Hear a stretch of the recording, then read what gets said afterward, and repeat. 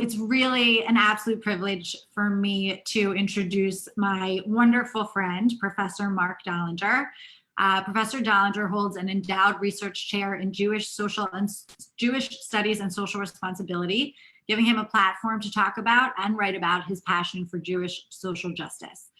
Marc believes it's a scholar's obligation and privilege to, quote, complicate the narrative and deepen learning, and that whatever you learned growing up about Jews and politics, Marc believes it's his job to turn that on its head and convince you to think about things in new, different, and exciting ways. Marc has served as research fellow at Princeton University's Center for the Study of Religion, as well as the Andrew W. Mellon postdoctoral fellow and lecturer in the humanities at Bryn Mawr College, where he coordinated the program in Jewish studies. Marc is a past board president of both Brandeis Hillel Day School and the Jewish Community High School of the Bay, where his daughters received their educations. He has served on the board of Jewish Learning Works, URJ Camp Newman, Brandeis Marin Jewish Day School, the Bay Area Jewish Healing Center, and Lehrhaus Judaica. With all this volunteerism, the Jewish Community Federation of San Francisco named him their Volunteer of the Year in 2008.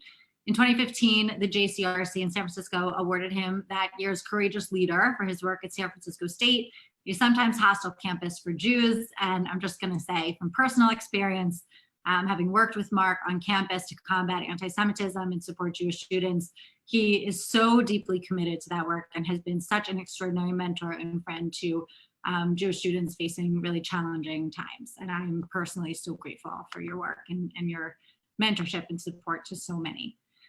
Marc is the author of Black Power Jewish Politics, which everyone should read, and actually which Zionist did a book club on in February. And you can find the recording of Marc's and my very long and very, I think, fascinating conversation on the book on our website under book club. Marc is also the author of Quest for Inclusion, Jews and Liberalism in Modern America, published by Princeton University Press. California Jews, co-edited with Ava Kahn, and of American Jewish History, a primary source reader, both published by Brandeis University Press. And he is now currently working on a book that I absolutely can't wait to read, called Campus Anti-Semitism, a Memoir, detailing his experiences at both right-wing and left-wing universities. So the reason that we thought that this conversation was so important, along with every other Jewish community in the country, is because Marc really is the scholar on Black-Jewish relations, on Jewish history relating to racism and civil rights. And he is such a thoughtful presenter on these topics, and given the real passion in the Jewish community around the country for standing up right now for Black lives, doing the hard work to combat white supremacy and systemic racism in this country, we thought it was really important for people to have the real context and the real history of Jews in the civil rights movement, which is not always exactly what we in the Jewish community think that it was. So it's really important to take this time to learn. It will be challenging at times, having had many conversations with Marc myself, and you can feel free to ask questions. You can put them in the chat box or email them to about@zionist.org. And we are really excited for this conversation. So thank you so much for joining us. Actually, it's not a conversation. I'm going to be gone until Marc finishes his presentation, and then I'll come back to do the Q&A. So thank you all for joining. Marc, please take it away. Thanks so much. Great to be here. Give me a moment to share my screen, and then we can get started. All right. The murder of George Floyd by Minneapolis police has sparked the largest, most diverse, sustained, grassroots civil protest since the 1960s. In terms of our nation's grappling with its racism, this could be the most significant moment since Reconstruction ended in 1877. As we all pause, reflect, learn, and then act, let's take a fresh look at an old problem: the relationship between white Jews and systemic racism in British colonial North America and then the United States. Since you're here watching, I assume you've already paused and already reflected. So this is our learning moment. My hope is that this knowledge, this consciousness that you get at least a bit of in the next hour, gives you a better sense of how American Jews fit into our larger national scene today. And with that, I hope it informs your next steps. First, our setup for today. This is not a happy lecture. For those who I've learned with before, I like to tell jokes and I like to be upbeat and fun, and this is just not that. So I just want to give a warning on that before we start. Just to let you know, I'm not striving for balance today. I'm not striving for fairness, however it is you want to define that word. I'm not looking to give both sides. I have a single specific goal, which is trace the relationship between American Jews and racism from 1654 to the present. Today is a postgraduate seminar, as it were. It assumes that all of you already heard and know the story of American Jewish success, of our impressive social mobility, of our achievement of the American dream, at least by the post-World War II years. If your learning is already to the point where you can see the subtle ways that racism plays out, I just ask for your patience. I'll be spending time walking us through some of the ways to better understand racism in America. We're going to look at 3 different expressions of racism in American Jewish history. We're going to look at times when American Jews actually embraced racist thoughts. We're going to look at times when American Jews were complicit in racism. And we're going to look at times when American Jews benefit from racism, whether they were trying to or not. So we're going to focus on white Jews, white presenting Jews. There's a whole debate on who's white and who isn't and how that goes. That is another talk if you're interested. But for the purpose of today, if you look like me, you're white. And then we'll go from there. And that's to say that the experience of African-American Jews and other Jews of color amplify what we learn today. And they offer us even more important perspectives in our understanding of American Jewish history. So I encourage everyone to read up on the many articles and op-eds and publication written by Jews of color. I have a recommended bibliography I'll send to Amanda, but if you just do an internet search, everyone's got their favorite articles for you to read. For today, and in response to our national reckoning though, my focus will be on white European American Jews, how we experience history, and how it shaped our perspective today. So thank you, Amanda and Zioness, and for all the work that all of you have been doing in this moment and even before, just especially for the help at San Francisco State over the years, and just the excellent resolution that we have, thanks to your hard work. Setting this up with Amanda, I got to go to your website and I pulled this out because I thought that this is sort of in the guide, which I highly encourage all of you to go and read if you haven't already. And it's put here in bold. We must start by understanding and confronting the implicit biases within all of us as citizens of the United States and participants, even if unintentionally, in the unjust systems and institutions that hold up our country and hold down Black, Indigenous, and people of color. So this could not have said it better. And I put the slide up here so that we can, at the very front end, try to get a sense of alignment between today's talk and the work of Zioness. So in my classes, I always offer a historical question at the beginning so that my students, my class can know where we're going. Today, we want to know how and why white American Jews supported, complied, and benefit from systemic racism. If you're taking notes, I'm going to give you an advance on my thesis. The process of becoming American over time and place encouraged Jews to embrace the political and social culture around them. Regardless of time or place, that meant participation in racist systems. White Jews leveraged their privilege to achieve extraordinary success on American shores. While an important and heartwarming story, Jews' disproportionate participation in social justice causes did not negate the influence of their whiteness in their impressive rise. So my career thesis argues that Jews tend to follow the political culture of the society around them, no matter the time or the place. And today what I'm going to do is take that thesis and apply it to race. So a little sociology. Sociologists who study race have described repeatable and predictable patterns of behavior among whites when it comes to engaging racism. So part of today's lesson is facing and working through that sociology. So we'll start with the phrase white fragility. White fragility is the idea that white people are fragile when it comes to even talking about racism. So not to worry, today I'm just going to assume white Jewish fragility for all of us. When you feel it, acknowledge it, take a deep breath, and just keep listening. If you want more, I'm sure you know this, it's at the top of the New York Times bestselling list in recent weeks, Robin DiAngelo's White Fragility, if you can even find a copy of it. And I'll work in some other sociology as we move through, and I'll talk as we go. But first, I want to give you a bit of a preview, maybe even a prediction of how you all may respond to the material we see today. It's a yes, but. Yes, but Professor, that was a long time ago. Things are better now. Yes, but that was in the Deep South. What do you expect? We don't live in the South. Yes, but that was only one person. Most Jews didn't believe that way. Yes, but you picked that document on purpose. Go pick better documents. I did actually pick them on purpose. Yes, but there are other documents that say the opposite. Yes, there are, but that's not the point of today. So let me just talk about this idea of yes, but. It is such a powerful technique. It's powerful because every single yes, but is absolutely true. And for that reason, it gives us a wide open doorway to walk through. And once we walk through that door, we never have to look back to see what's outside. But it doesn't make the outside go away. It just gives us white folks the opportunity to ignore it. Yes, but then is a privilege that we enjoy. It reinforces supremacy of whites.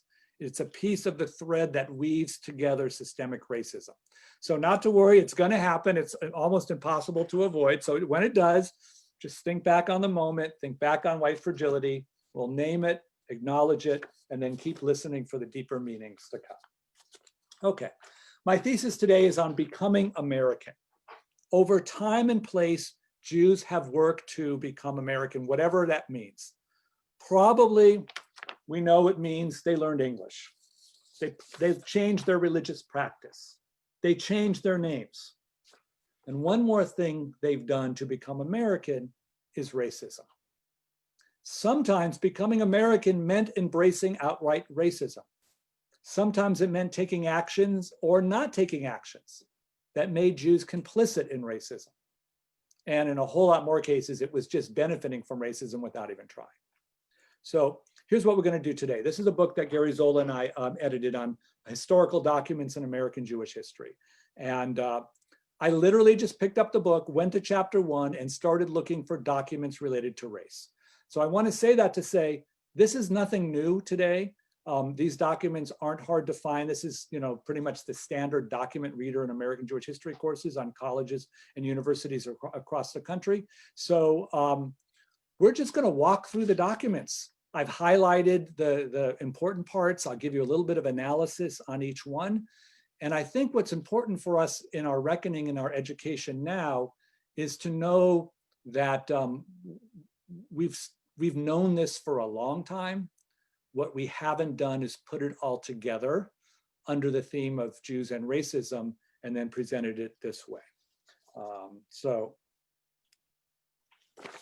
we'll start in 1654. This is an image of Recife, Brazil.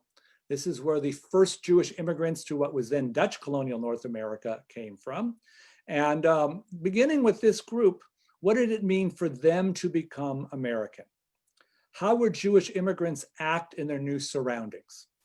When and where did racism interact with Judaism?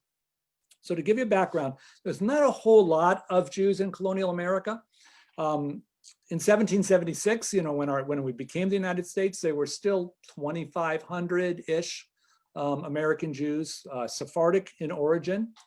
They tended to live along the ocean, port towns and cities, Charleston, Newport, Savannah, in addition to places, of course, like New York and Boston. And they tended to make a living in trade and commerce. When you had Jews in ports around the Atlantic, Christians tended to trust Jewish merchants.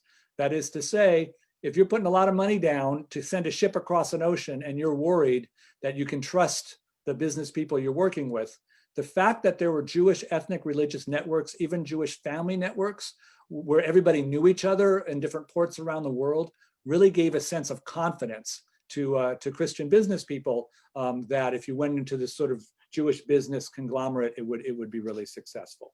So let's start with our first document. This is from 1713. And this is from a Jewish merchant who's trying to get a ship to Jamaica as part of the trade.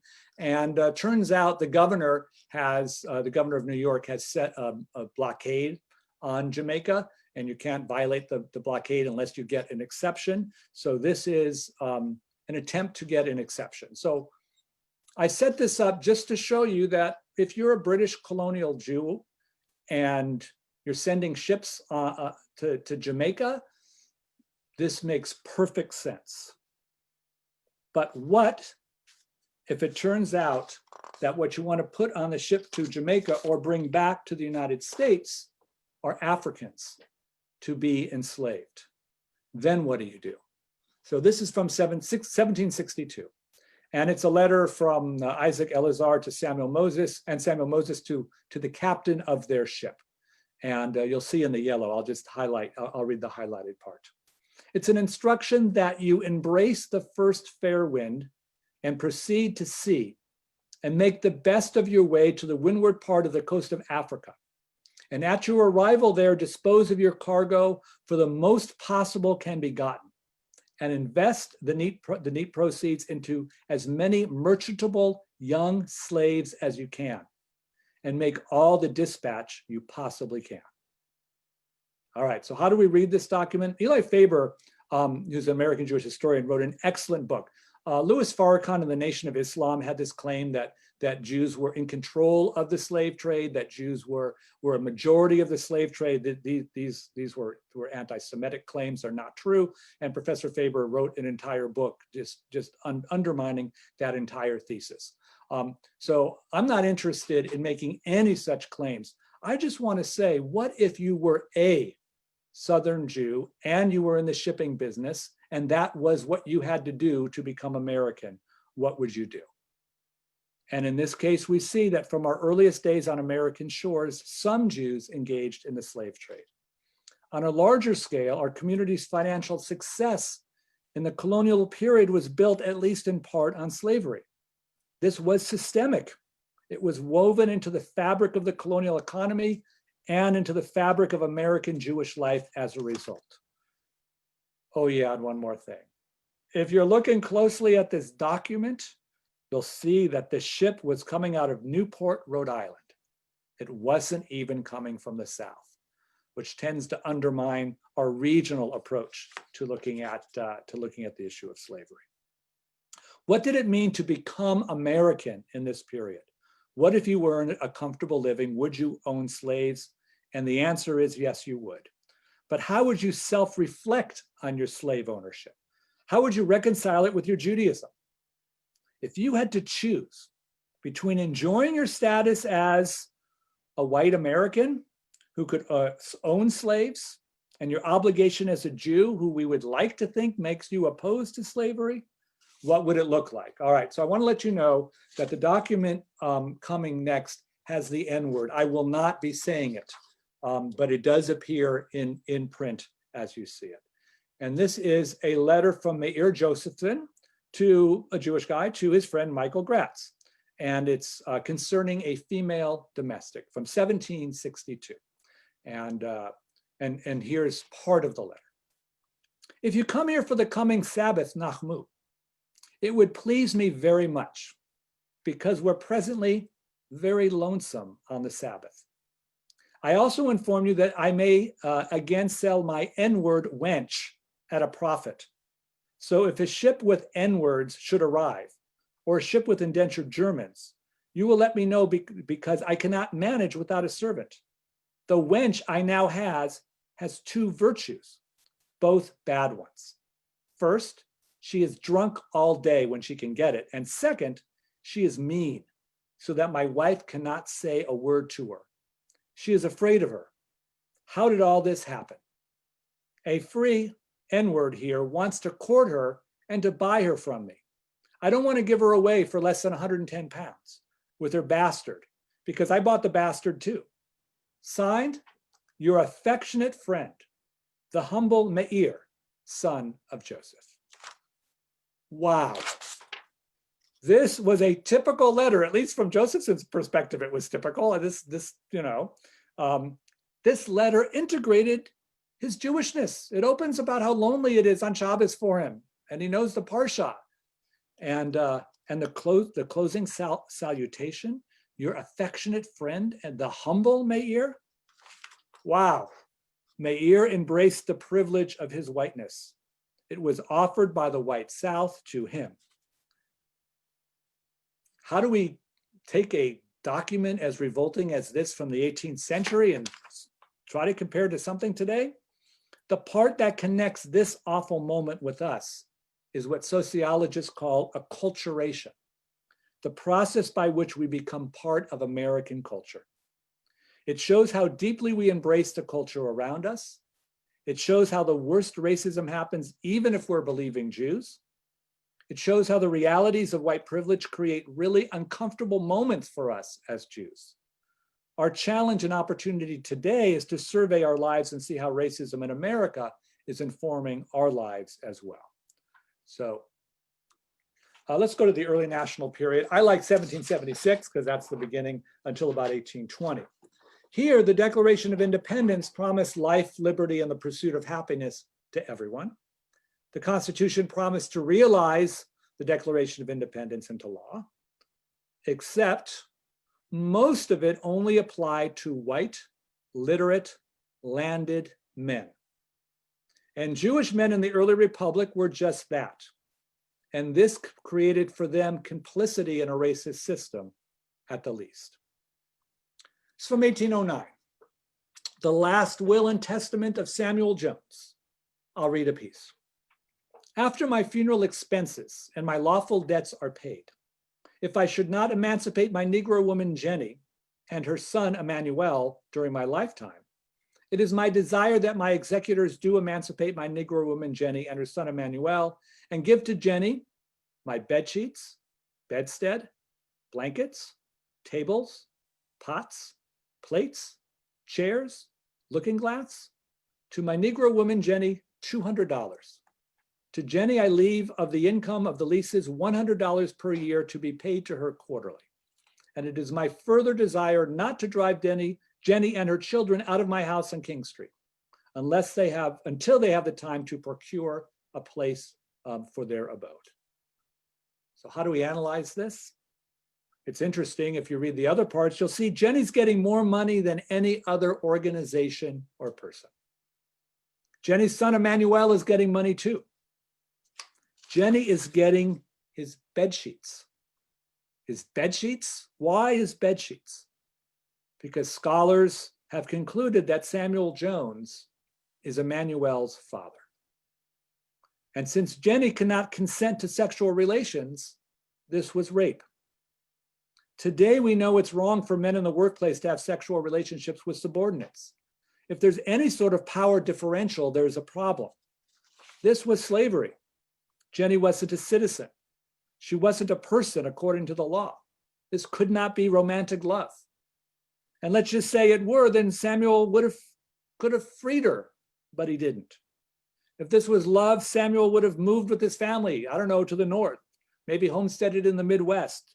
Maybe you got to go to the Caribbean or to Europe or anywhere. And he didn't do it.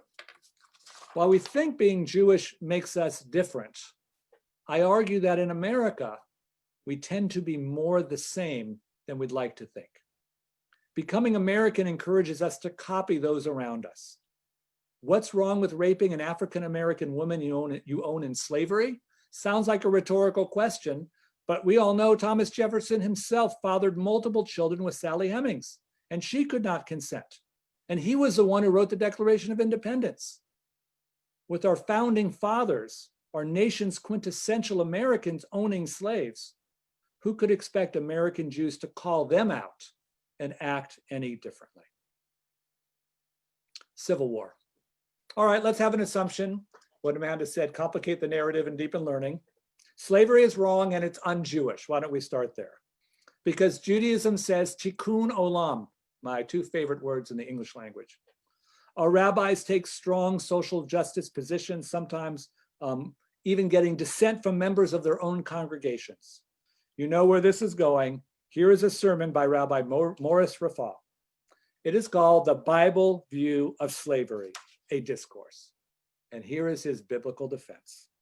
You and I may regret that in his anger, Noah should from beneath the waters of wrath again have fished up the idea and practice of slavery. But that he did so is a fact which rests on the authority of Scripture. I arrive at the conclusion that next to the domestic relations between husband and wife, parents and children, the oldest relation of society with which we are acquainted is that of master and slave.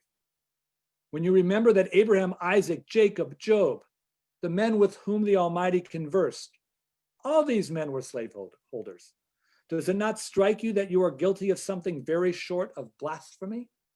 My friends, I find, and I am sorry to find, that I am delivering a pro-slavery discourse. I am no friend to slavery in the abstract, and still less friendly to the practical working of slavery.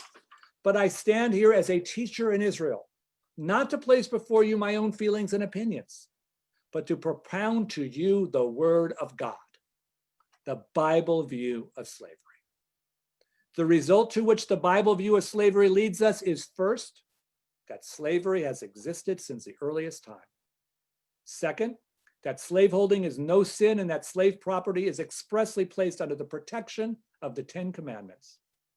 And third, that the slave is a person and his rights not conflicting with the lawful exercises of the rights of his owner. Well, here's the shocking part of this document. This rabbi is from New York City. In fact, he was rabbi at B'nai Jeshurun. And if any of you are New Yorkers or even members of B'nai Jeshurun or know the synagogue scene, B'nai Jeshurun is one of the most progressive synagogues in the country and has been for decades. So the idea that it would be a New York City rabbi giving the Bible view of slavery tends to upset our historical memory. Isaac Mayer Wise, the leading Reform rabbi of his generation, mid to late 19th centuries, based out of Cincinnati. And after the Civil War, he took a trip to Richmond, Virginia. And here is his diary of the trip, which he published. As inevitable as fate, the 11 southern states are to belong to the Negroes. The enfranchisement of the Negro and the disenfranchisement of so many white men places the destiny of those states entirely in the hands of the Negro. The next consequence will be that as many white men as will possibly be able to sell out will go to the North. This, again, is as inevitable as fate. For the Southern man will not commit to Negro rule 1 minute longer than he must. The longevity and proliferation of the Negro in that climate gives him a natural advantage over the white race and must, in time, press it from those states. The next consequence of the emigration of the white will be a new immigration of Negroes from Africa. Even 11 Negro legislatures, the representatives of 11 states in Congress, the thinly populated country, the want of labor, the better climate than the African, the good government, the rich country, take all these circumstances together. And you cannot deny that the southern states in the course of 25 years will be a new Africa. The South will never be what it was. Her cotton trade is ruined. The white people will leave as fast as they can. That is the end of it. We're all linked to the culture around us. Becoming American extends even to our highest standing clergy. For Rabbi Isaac Mayer Wise, freedom for former slaves conflicted with his view of the America that he wanted to achieve. We'll move to the Industrial Revolution, late 18th century, late 19th, early 20th century. Even though Reconstruction ended in 1877, we're probably aware systemic racism continued just in different forms. Sharecropping replaced slavery. Lynchings maintained the terror of slave times. Poverty crimes invalidated the 13th Amendment and began what would become mass incarceration. While we typically think of this as Southern and not Northern, as non-Jewish rather than Jewish, the institutionalization of racism knew no such boundaries. And let's talk about the Triangle Shirtwaist Factory in New York City, the most famous, sadly, the most infamous, because there was a horrific fire in 1911 that killed 146 people, mostly Jewish women laborers. And we typically learn about Triangle Shirtwaist as a labor story. We learn about unsafe working conditions that led to the fire, the lack of exits that led to the deaths, that it was all built on a capitalist system that preyed on new immigrants who needed to work, and that Jews were the leaders of the union movement that helped. We're all good? Not so much. We know this was a class problem because it was about rich factory owners and poor immigrant workers. We know it was a gender problem because Jewish women faced the worst of these working conditions. And it was also a systemic race problem too. The textile factories of the North used cotton, and all of the cotton they used came from the South. The white landowners who sold the cotton to the Northern factories got it from exploiting Black sharecropping farmers. The Northern economy could not operate without its reliance on a racist Southern economy. And here's another complication.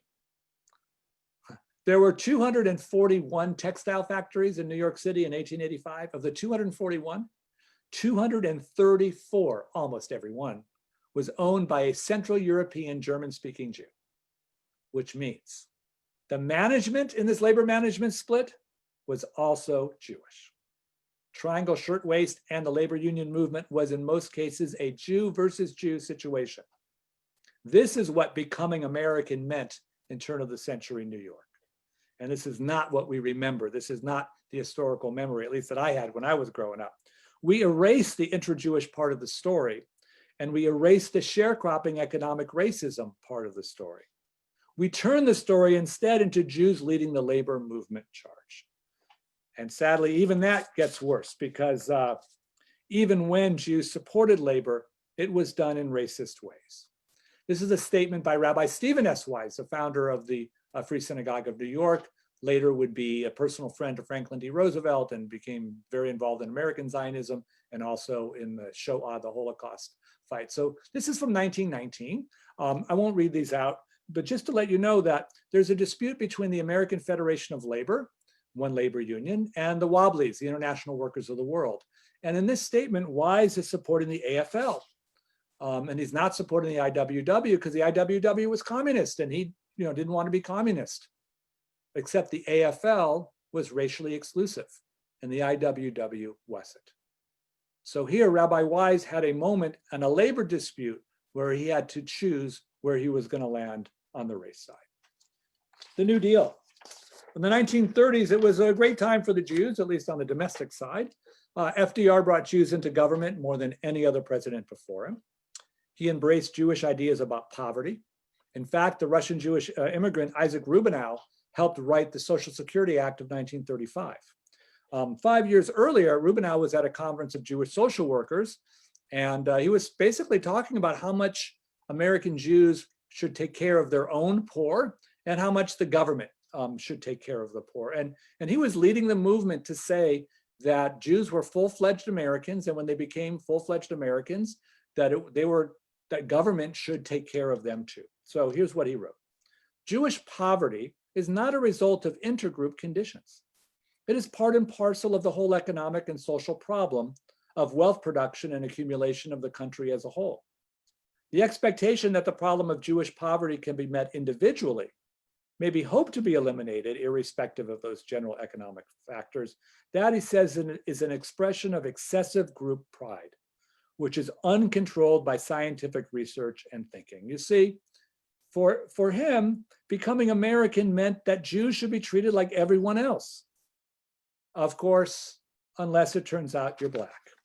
Because to get support from the American South, FDR had to not give New Deal money to Southern Blacks. And he basically bought off the Southern politicians that said, I'm going to write you the checks, you decide where to spend it. And of course, they're not going to spend it on African Americans.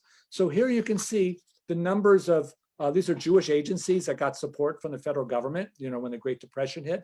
And if you look at those numbers, it's it's starting at 100% in 1929. By 1932 and 33, there's double the amount of money. And that doubling is coming from the federal government. So here, in this moment, American Jews getting what they rightly deserve, support in the midst of a great economic depression, are also benefiting from an institutional racism that denied at least Black Southerners really their fair share. So we'll move now to the post-war period. Wow, what a great time for American Jews. Anti-Semitism plummeted between 1945 and 1960. Anti-Semitic housing covenants that stopped Jews from moving to the suburbs had ended. The GI Bill gave 500,000 Jewish families new opportunities. And a lot of the scholars argue in terms of Jews becoming part of the middle class, becoming white, that the 1950s was the time when this happened. We became American, yay us. And I think Levittown would be a great example. If you haven't heard of Levittown, there's several Levittowns now actually, but the first was in Pennsylvania. A Jewish guy, a real estate developer, built tract homes on huge pieces of land outside American cities. And now that car production was up, people could live in the suburbs and commute back and forth to the city, or they could even just get a new job in the suburbs. This opened bigger houses for less money to more people. And what you have in front of you is an oral history of one of the early Jewish residents. So let's hear what he has to say about what it's like to live in Levittown in the 1950s. It was the talk of the Jewish community in Philadelphia. Because who would think of buying a house with $1,000 down or $500 down? Levittown became a heavily Jewish-seeking area because immediately Levittown gave a beautiful piece of property to the conservative synagogue. Eventually, they gave ground to the Reform congregation too. I never experienced any discrimination in Levittown because I'm a proud Jew. But as a matter of fact, my mission is to educate not only the Jews, but the Christians. Most of my friends who are Christian, I teach them Bible. So I don't hide the fact that I'm Jewish. Isn't that fantastic? No discrimination at all. Of course, Levittown was racially exclusive. Discrimination, when this person used it, was code for anti-Semitism. When he said he's not feeling discrimination, that's because Jews and Christians could now intermingle. But when Jews moved into Levittown, at least before the Supreme Court ruled it unconstitutional, Jews signed housing covenants that promised that they wouldn't sell the house to Blacks. And here's a case when the American dream is also complicity in racist housing. Jews jumped over Blacks in their exodus from the cities to the suburbs. And these Jews had no interest in being racist. They had an interest in finally achieving what all immigrant groups want. And when they supported home ownership in white-only suburbs, they were supporting racism.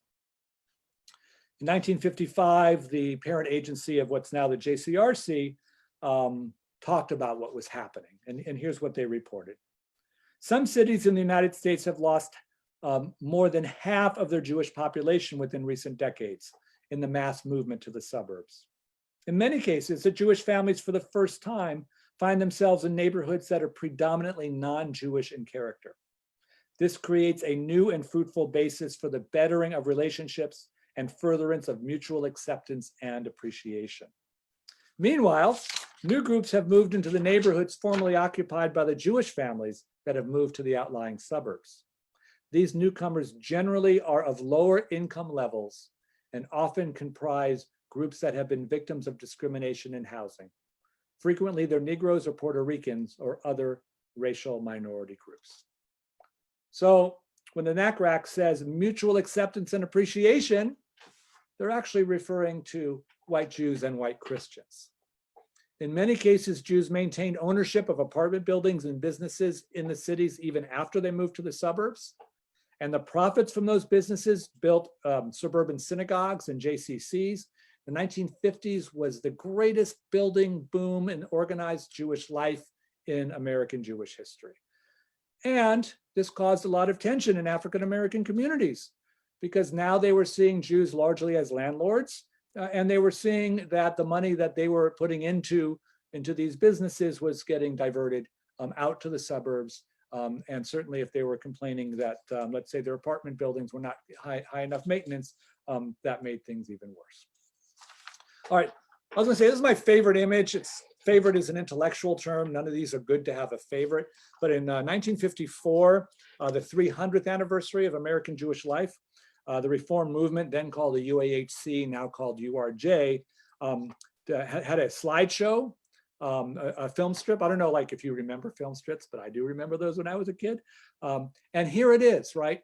From the very first pilgrims all the way to the contemporary period. And if you look closely, you can find the founding fathers in the second row. It looks like we've got Davy Crockett, you know, in the third row. If you go 2 back, it looks like Abraham Lincoln is there. It's kind of hard to see. Wow. And Jews are following in this line of real live Americans. By 1954, I would argue Jews are definitely white, and they definitely become American. And now they are producing a film strip for everybody to see how American they are.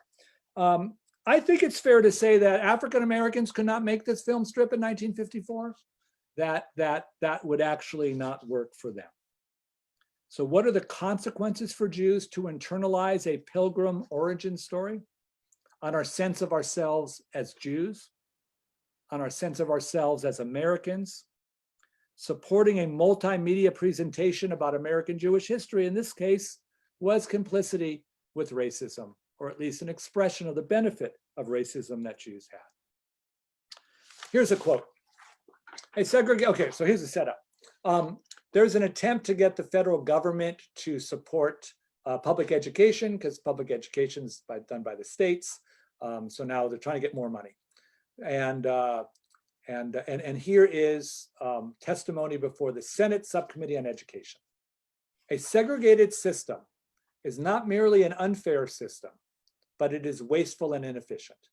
Nevertheless, we do not believe that a federal law to equalize educational opportunity by public subsidy should be used as means to attack the segregated school system. So long as the law guarantees that states having segregated school systems do not discriminate financially against children in the minority schools, we believe that the bill should be supported. So, I just gave it away. For those of you who are lawyers and attorneys, this is the Plessy case. The Brown case in 1954 said that separate educational facilities are inherently unequal. It overturned the 1896 case of Plessy versus Ferguson that said you could have separate, that was in interstate train travel, as long as they were equally funded. So the question, of course, as you saw, is who said this? It was Rabbi Stephen S. Wise, believe it or not, right? And for Stephen S. Wise, it's important because he went down to DC to get more money for public schools, which is a great thing for a rabbi to do. And when he finished his testimony, the white Southern senators said to him, there's no way this bill will get out of committee, because the moment federal dollars go into our schools, you're going to try to change segregation. We'll have nothing of it. So the Southern senators said they're going to put an amendment. The amendment's going to say that the money will not undermine segregation. And they said to Wise, we need you to support it. Otherwise, no one's getting any money. So you're Rabbi Wise, what do you do? Right now, to his credit, he said a segregated system is not merely unfair, but it's wasteful and inefficient. But then he made his compromise. Nevertheless, we do not believe that this should be used as a means to attack segregation. He agreed with the Southern senators. In his mind, getting some money to some kids was better than getting no money to no kids, even though it meant that African-American children aren't going to get money. And this is what's called liberal gradualism. That's another sociological phrase, that white liberals will be more willing to move slowly, and that moving slowly actually doesn't help. In fact, you could say that Wise's position made segregation worse because now the federal government is giving its stamp of approval on it.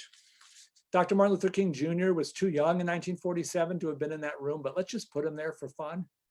Would he have agreed to that compromise? I don't think so.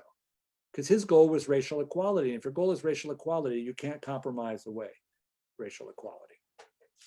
1963, the conservative movement was having its annual meeting, the Rabbinic Assembly it's called, and they're passing all their resolutions and everything's great, except a group of rabbis are like, you know, we're tired of passing resolutions, because that's actually not going to do any good. If we're actually committed, we should end our meeting early, get on planes, go to Birmingham, Alabama, where Dr. King is organizing a march, and join the march.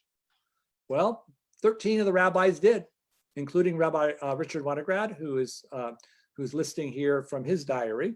And when he got down there at the airport, there were Southern Jews who were opposed to the civil rights movement telling him, Yankee, go home. And then he had an interaction with those Jews. And I ask all my rabbi friends, like, so you're a Northern rabbi, you go down there, you got Southern racist Jews telling you to go home. What do you say to them? And I assume the rabbi's going to tell them about tzedek tirdof, justice, justice shall you pursue, tikkun olam, the whole bit. Not Rabbi Winograd. He said, and you can see it listed there, I was not fully convinced that we had a right to place the Jewish community of Birmingham in a more dangerous position than we were willing and able to place ourselves. In weighing the morality of this particular aspect, the scales were very even. How could it be that a rabbi would say the ethical scales were even between racist Jews and anti-racist Jews? For him, and you can see it on the right side, it was that he had created a situation which had led to pitting Jew against Jew. His concern was Klal Yisrael. All of Israel is responsible one for another. And the civil rights movement divided and split Jews. That was his pain. When I read that, by the way, that changed my dissertation, my first book, and my career. I was like, Winograd gets it. What he understands is that Southern Jews were acculturating to their America, and that he was acculturating to his, and they just landed together at this airport in Birmingham. And he had great understanding for the ways in which becoming American leads us to different political choices. This is not in the book, but I wanted to put it in. This is a piece of Dr. King's handwritten letter from a Birmingham jail. Most of us have heard of this. Not a lot of us are aware that this is actually a critique of white liberals. And the purpose of the letter from Birmingham jail is to be upset with a lot of what I've just been describing. So I'll read to you a piece of the letter. I must make two honest confessions to you, my Christian and Jewish brothers. First, I must confess that over the past few years, I've been gravely disappointed with the white moderate. I have almost reached the regrettable conclusion that the Negro's great stumbling block in his stride towards freedom is not the white citizen's counselor or the Ku Klux Klanner, but the white moderate, who is more devoted to order than to justice, who prefers a negative peace, which is the absence of tension, to a positive peace, which is the presence of justice, who constantly says, I agree with you in the goal you seek, but I cannot agree with your methods of direct action, who paternalistically believes he can set the timetable for another man's freedom, who lives by a mythical concept of time and who constantly advises the Negro to wait for a more convenient season. Shallow understanding from people of goodwill is more frustrating than absolute misunderstanding from people of ill will. Lukewarm acceptance is much more bewildering than outright rejection. When I was suddenly catapulted into leadership of the bus protest in Montgomery, Alabama a few years ago, I felt we would be supported by the white church. I felt that the white ministers, priests, and rabbis of the South would be among our strongest allies. Instead, some of them have been outright opponents, refusing to understand the freedom movement and misrepresenting its leaders. All too many others have been more cautious than courageous and have remained silent behind the anesthetizing security of stained glass windows. Unquote. This is the challenge we face today. How much have we as Jewish social justice advocates followed the pattern King described? This is the definition of racism as not being an anti-racist, and it's a call to action. In this case, King tells us good-hearted liberalism means complicity in racism. So in contemporary America, I'll move the history now through the 60s and the 1970s, because since the civil rights movement ended, the fight against racism came to the North. Whites-only neighborhoods existed in the North without having any Jim Crow laws. Whites-only schools existed, but without the Brown decision to challenge them. And when integration and busing came, Jews pulled their kids from public schools, sent them to private schools or opened Jewish day schools. When Black power demanded real equality instead of just legal rights, Jews turned to fighting for Soviet Jews instead.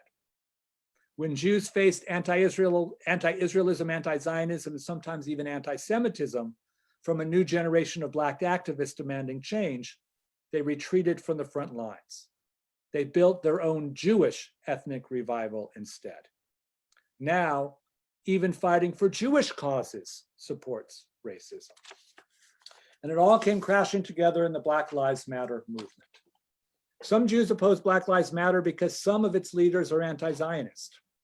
An anti-Zionist statement was included in the nearly 40,000-word statement. Many Jews have demanded a retraction of anti-Zionism as a condition for their support. We tell people of color to change their views or we'll take our ball and go home. We're leveraging, in this case, our white privilege, our power, to force African Americans to change their views. And we're holding all African Americans accountable for what only a few are saying. We get to make demands only because America has privileged us to be in a position where we have enough power that we matter. So this is my own opinion. Let's not tell other people what they have to think. Let's not use the power we have as whites to tell Blacks they need to be more like us. Let's not miss the point. This is about Black lives. Instead, let's join together for racial justice. Let's show our willingness to leverage our power for the good. Let's develop long-lasting relationships from our good work, and then we can talk about why Zionism is so important to us. Otherwise, we'll only alienate even more African Americans who are disappointed that white Jews are inserting conditions into their social justice mindset. We'll be in a much weaker position when we want and need allies ourselves in the fight over anti-Semitism, in the fight over anti-Zionism, and in the fight for Israel.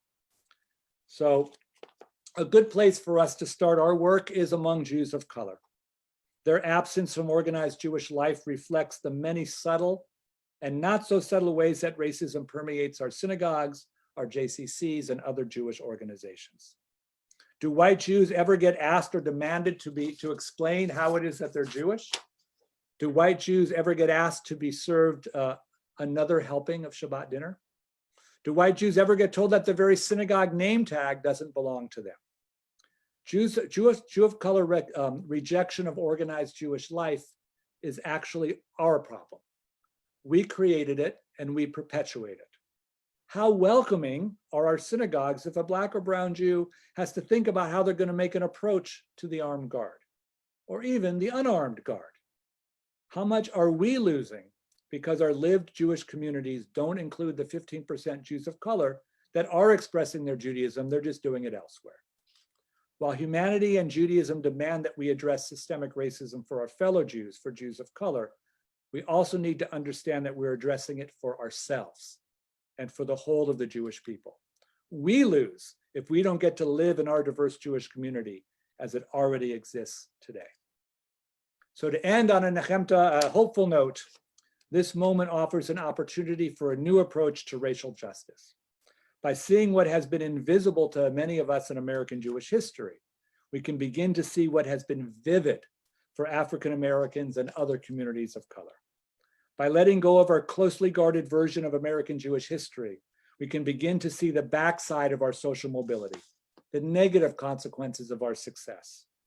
That knowledge, that consciousness is where we need to be to start the process of dismantling a system that privileges white Jews over communities of color. In the best way possible, we can prove Dr. King's letter from Birmingham jail wrong, while we prove his vision of a diverse America correct. Thank you so much, and take a moment to get a drink, and then Amanda, we can continue however you wish. Okay, so take your time with that drink. I'm still processing. First of all, thank you. That was an incredible presentation. I certainly learned a lot. We're getting a lot of comments from people saying that they've learned a lot, and I'm really grateful. And I'm also, I have to say, really impressed by your ability, Marc, to both hold the Jewish community accountable for the places that we went wrong in the past, and the narrative that we sometimes tell ourselves. I don't know if it's an excuse not to be involved now, but that certainly makes people feel better not being involved now.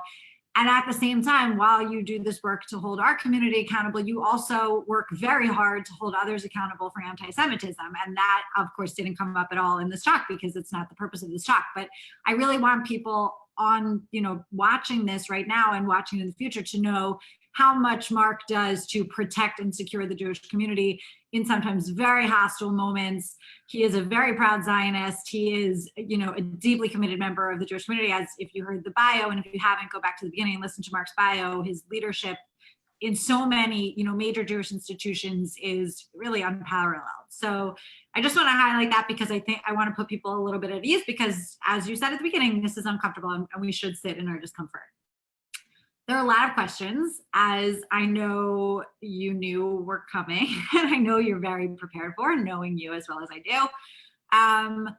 And this is something that you and I have talked about, what I'm going to start with, which I know that you know is coming. You said early on and glossed over it, you're a white Jew for purposes of this conversation.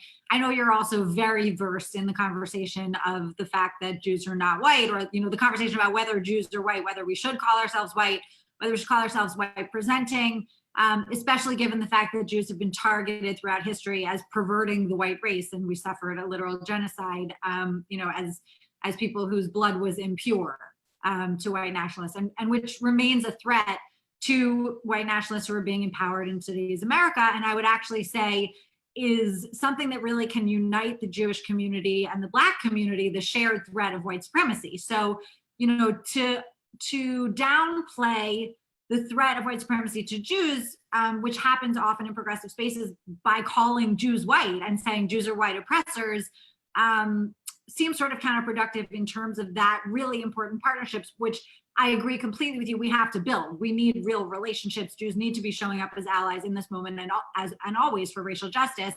But yeah, if you could just talk a little bit about that conversation that I know you've had many, many times about white Jews and whether it is proper for us to call ourselves white. All right, so my short answer to you is yes. Here's the longer answer. First, I have a talk on this, and I'm doing Zoom talks a lot. Most of the places are open to everybody, so check my Facebook page because I'm listing all of the various talks there. And my webpage, marcdollinger.com. It's not up yet because I'm just falling behind, but I will get those up, and just look for the Jews and whiteness talk. All right, so yes, Jews. So race is socially constructed, which means who is considered white and not white changes over time and place. The Irish, when they immigrated to Boston in the mid-19th century, were called the Black Irish, even though they were white-skinned. They were lower on the social hierarchy than free Blacks. As Amanda pointed out, in Nazi Germany, Jews were not white at all. They were considered racially a subhuman species, and that became the rationale for an attempted genocide. We as Jews are holding the fact that we exist in sometimes and places as white and sometimes and places as non-white. And I'll just say, as a professor of Jewish studies, and because this is my academic field, I love this. I don't know if there's another group that has such an ambivalent relationship to racial construction as white presenting Jews do, but we do. And my message is we got to hold it all. All right. So here's my reflection on our post-Shoah consciousness. In 1945, the Jewish people faced the greatest powerlessness possible in any group's history, an attempted genocide. And in terms of Eastern Europe, it was a genocide because 90% of the Jews were killed. There is no way on earth anyone in 1945 is going to say that Jews are white. 3 years later, the state of Israel is created, and we now have the formalization of the Jewish army. Now, since I'm tenured, I'll say this because they can't fire me. Israel has atomic bombs, even though they don't admit it. They didn't get them in 1948, but eventually they did, right? So in 3 years, there was a military, and some years later, the greatest power the Jewish people could ever have, the ability to destroy the world. We have gone from ultimate powerlessness to ultimate powerfulness in 3 years or a couple decades, however you want to count that. I don't think we've processed that enough. And when we're hit with this stimulation that's coming in the political world, we're going to multiple places. So first, I just want to embrace and acknowledge the truthfulness of the ambiguity of racial definition, and now apply it to the current moment. And for this, I ask the simple question, what's the point? If the point is racial justice, and people on this call are going because they're interested in racial justice, then it's about racial justice, and let's do the racial justice thing, because that's what it's about. If it's going to be about other issues of relevance to Jews, then do that in other places too. The impact of making a truthful statement about Jewish marginality in history, when one is enjoying the privilege that I enjoy every day as a man and as white, then has perhaps an unintended, I'll just say an unintended effect of alienating communities of color for whom their experience of racial privilege does not exist in any measure as we do. So I guess I'm asking us to hold the complexity. And just a quick thing for people who still feel like they can't, it's hard to hold that complexity. And I mean, I do it every day. I know for a lot of us, it's really challenging knowing Jewish history and also knowing the contemporary issues that Jews are facing in terms of fighting anti-Semitism. But, what I say is very simple. I'm not worried that when I'm driving down the street, someone's going to pull me over and kill me. And, no one in my immediate circle that looks like me is worried that their children are ever going to, go out for a bag of Skittles and not come home. And so it's just that simple. It's just about, how we're appearing in the world right now. And, we should, I think, be really aware and educated on the historical context. And again, on the threat of white supremacy in America now, which does threaten Jews, and how critical that fight is for us to be in relationship with communities of color, for which that is a really serious shared threat. So it requires us, as Marc said, to hold the complexity, to be able to say, I know that, the way that I appear in the world is much less threatening to my physical, my bodily integrity than it is for people of color, certainly for Black Americans. But at the same time, we are part of a vulnerable community and need to be part of this fight and coalition building as well. If I can create a scene or a moment that maybe would illustrate it. I'm called on occasion by Jewish community leaders to speak to their lay leaders. The professionals tend not to have issues with this. And that is that you're going to get 15 white presenting Jews walking into intercultural exchange of some sort. And they walk into the room and are presenting as white to everybody else who's there. And they're claiming that they're not because they're Jews. In that moment, I'll just tell you, as someone who's experiencing this, you ain't going to convince communities of color that you're not white, because they are experiencing in that moment the fundamental difference that American Jews sociologically have experienced in just 2 or 3 generations compared to Black and brown communities. And for that moment, sensitivity and understanding of how we're presenting in different times and places, I think is important for the goal. So 2 sort of follow-ups to that. I'm going to combine 2 questions. One is, to what extent is quote unquote white an artificial and ahistorical concept, creating a new current duality, as opposed to what historically were seen as other very meaningful distinctions, such as religion, e.g. Catholics, Jews, Mormons, or national origin, Italians, Irish, Poles, Armenians, etc.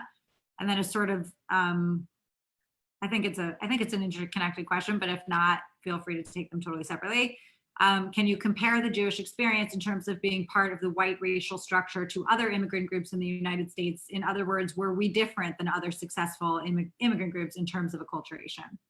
Oh, wow, such good questions. All right, on the first one, when I teach the Introduction to Jewish Studies class at SF State, it's everything Jewish in 15 weeks, go, right? On the first day, I stand in front of the class and I say, you could be Jewish and not believe in God.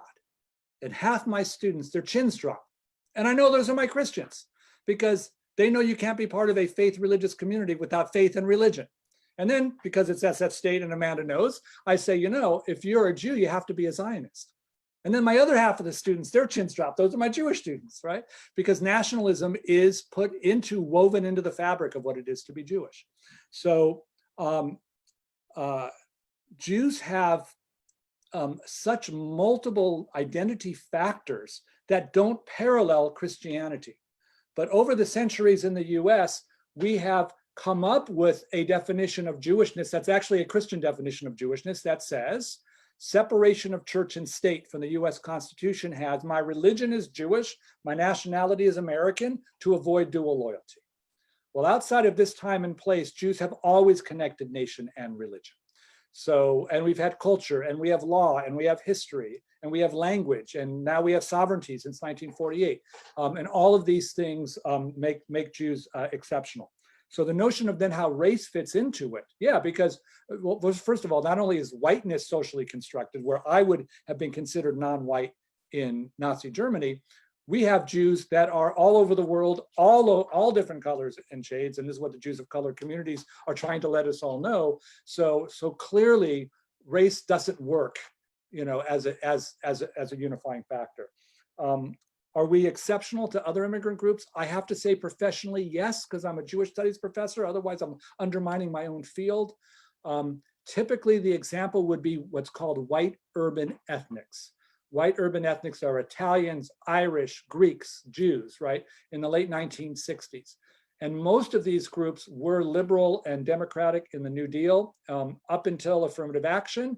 And then most of them turned neoconservative, voted for Nixon, but Jews remained in the Democratic Party. So for that, I would say Jews do remain the second largest American constituent group to the left of the political spectrum. African Americans are the only ones that are more. So interesting. Okay, one more question about whiteness. Someone wrote, Orthodox Jews who are white do not experience white privilege in the same way that white Jews who are not Orthodox experience white privilege. Could you speak to that, as your presentation it doesn't really take into account this very visible and important part of the Jewish community? Yeah. This is great, and this has been the big question, and we've had a lot of ink on that as well. Clearly, when we've had anti-Semitic, violent, horrible attacks in New York on observant Jews who, through their dress or even through their kippah, are removing much of the racial privilege, certainly gives a factor that is going to be consistent with not being a white person. That said, there's also parts of being a white Haredi Orthodox Jew dressed up, which still gives one's privilege. And I guess the best place to go here would be, I don't remember where I read it, or maybe I saw it on TV today, an African-American man is saying, look, I'm African-American, so I'm not white, I don't have privilege, but guess what? You know, I'm heteronormative, so I get privilege for that. And in fact, everyone has privileges and liabilities in different fashions and different forms. And I think the bigger question for me, now I'll step out of scholar and be sort of more activist. It's really, to me, about sort of what's the point of calling these things out, right? If we're using them in order to be more divisive, you know, I would discourage it. If we're doing it to sort of show that all of us are in this together, that all of us have privilege, that all of us suffer, and therefore all of us should be more connected to one another, I think that's for me personally, that's just a better place to go with the truthfulness that question brought out.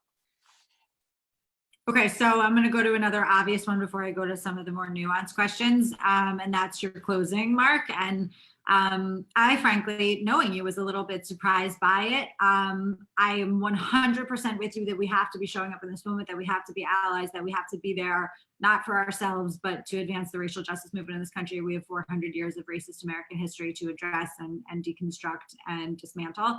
And that's critical. And I think that most Jews are desperately seeking ways to do that without putting themselves in situations that make them feel extremely uncomfortable. I'm not talking about a little bit of discomfort. And I know that you know that as a professor at SF State, as the Hillel advisor, as someone who, you know, has had to stand alongside students facing rampant, you know, discrimination as Zionists. And so I was actually surprised to hear you say we shouldn't even really, I don't know if maybe I mistook how you said it, but I sort of heard you saying the anti-Zionism which you actually distinguish from anti-Semitism. And I know we've had this conversation before. So, and I do not distinguish anti-Zionism, especially the way that it appeared in the Movement for Black Lives Manifesto, from anti-Semitism, from anti-Jewish racism.